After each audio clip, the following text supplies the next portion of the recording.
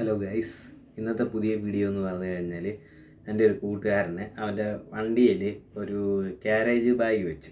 ബാഗല്ല, box എന്ന് പറയാം. അപ്പം അതിൽ 2 സ്റ്റിക്കർ അടിക്കാൻ പോകുന്ന ഒരു വീഡിയോ ആണ് നമ്മുടെ ഇന്നത്തെ വീഡിയോ. അപ്പം നമുക്ക് പോവാം. ഗൈസ്, ഞങ്ങളിതാണ് ഇറങ്ങിയിരിക്കുന്നു.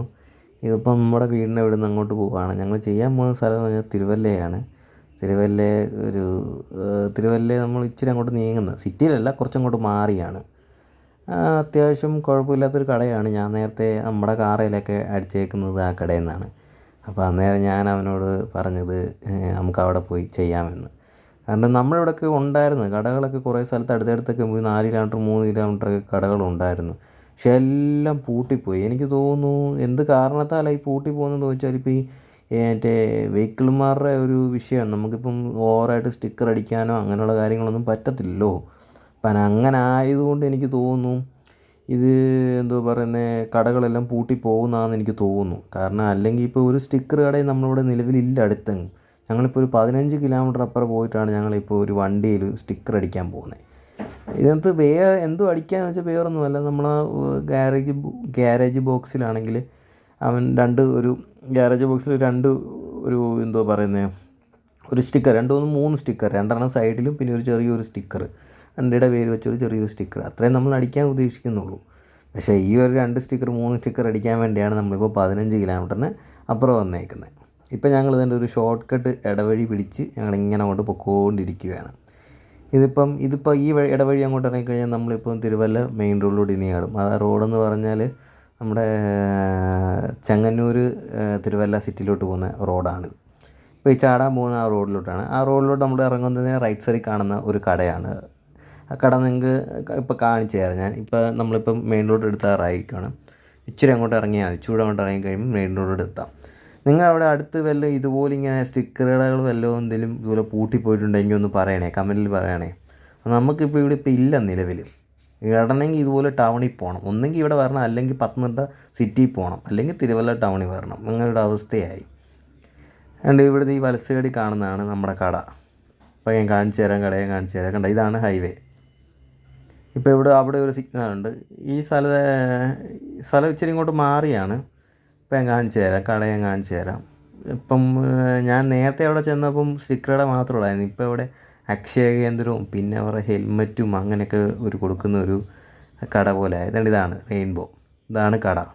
കണ്ടോ, ജനസേവ കേന്ദ്രം ഒക്കെ പറഞ്ഞ്. ഇതാണ് നമ്മുടെ വണ്ടി. ഇതാണ് ആ ബോക്സിലാണ് നമ്മൾ ഇതിനകത്ത് സ്റ്റിക്കർ അടിക്കാൻ പോകുന്നത്. ഇപ്പോൾ എവിടെ സ്റ്റിക്കർ അടിക്കാൻ പോകുന്നത് ഞാൻ കാണിച്ചു തരാം. ഒന്ന് ഈ സൈഡിലാണ് സ്റ്റിക്കർ അടിക്കുന്നത്. അതേപോലെ ഇതിന് നേരെ അപ്പുറത്തും അതേപോലെ ഉണ്ട്. പിന്നെ ഈ എക്സിൻ്റെ ഏറ്റവും താഴെ കണ്ടോ, അവിടെ കണ്ടോ സ്റ്റിക്കർ അടിക്കുന്നുണ്ടോ?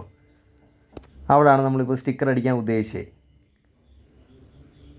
പിന്നെ ഇതിനകത്ത് വേറൊരു സംഭവം പറ്റിയിട്ടുണ്ട്.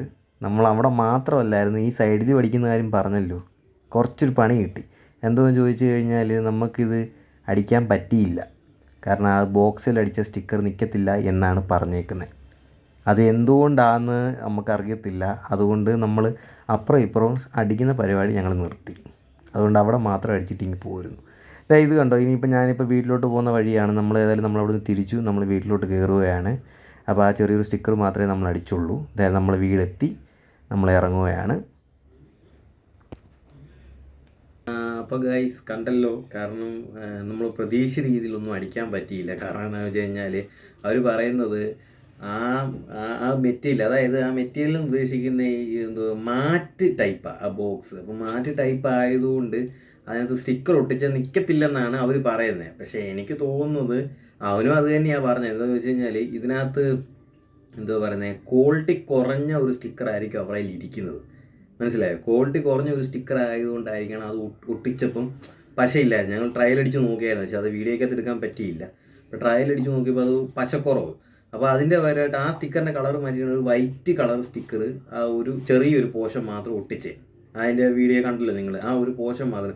പക്ഷെ അത് നിൽക്കത്തില്ലെന്നാണ് പുള്ളി പറയുന്നത്. പക്ഷെ അതിന് ഇച്ചിരി പശയുണ്ട്. പക്ഷെ ആദ്യം ഒരു കളർ എടുത്തതെന്ന് പറഞ്ഞാൽ നമുക്ക് വണ്ടിയുടെ മാച്ച് ചെയ്യുന്ന ഒരു കളർ സ്റ്റിക്കറായിരുന്നു, സൈഡിൽ ഒട്ടിക്കാമെന്ന് വെച്ച്. പക്ഷേ അത് പശ അത്ര കൊള്ളത്തില്ല. പുള്ളി പറഞ്ഞത് കഴുകുമ്പോഴൊക്കെ ഇത് ഇളകിപ്പോകാൻ ചാൻസ് ഉണ്ട്. അതുകൊണ്ട് റിസ്ക് എടുക്കുന്നില്ലെന്ന് വിചാരിച്ചുകൊണ്ട് ഞങ്ങളത് ഒട്ടിച്ചില്ല. അപ്പോൾ തൽക്കാലം ചെറിയൊരു സ്റ്റിക്കർ മാത്രം ഒട്ടിച്ചിട്ട് നോക്കാം. സ്റ്റിക്കർ ഇടക്കാരൻ പറയുന്നത് അത് ഏത് സ്റ്റിക്കർ ഒട്ടിച്ചെന്ന് പറഞ്ഞാലും അത് നിൽക്കത്തില്ല എന്നാണ് പറയുന്നത്. പക്ഷെ ഞങ്ങൾക്ക് അങ്ങനെ തോന്നുന്നില്ല. കാരണം വെച്ചാൽ ആ സ്റ്റിക്കറിന് പശക്കുറവും ഞങ്ങൾ വൈറ്റ് എടുത്തപ്പോൾ അതിന് നല്ല പശയുണ്ട്. പിന്നെ വൈറ്റ് ഒട്ടിക്കാൻ എന്ന് വെച്ച് കഴിഞ്ഞാൽ ആ വണ്ടിയുടെ സെയിം കളർ തന്നെ ഒട്ടിക്കാനുള്ള രീതിയാണ് വൈറ്റ് ഒട്ടിക്കാൻ. അതുകൊണ്ട് ജസ്റ്റ് ഒന്ന് ഞങ്ങളൊരു ഒരു ഇതിന് വേണ്ടി, അതായത് ചെറിയൊരു സ്റ്റിക്കർ നമ്മൾ പറഞ്ഞത് ഒട്ടിച്ചു വന്നു ആ സൈഡിലായിട്ട്. അവിടെ അത് മാത്രം ഒട്ടിച്ചു വന്നു. കാരണം നിൽക്കുകയോ ഇല്ലയോ നോക്കിയിട്ട് ബാക്കി ചെയ്യാമെന്ന് വെച്ചു. അപ്പോൾ ശരി, എൻ്റെ വീഡിയോ എല്ലാവർക്കും ഇഷ്ടപ്പെട്ടെങ്കിൽ ലൈക്ക് അടിക്കുക, സബ് ചെയ്യുക. അടുത്തൊരു പുതിയ വീഡിയോ ആയിട്ട് കാണുന്നിടം വരെ ബൈ.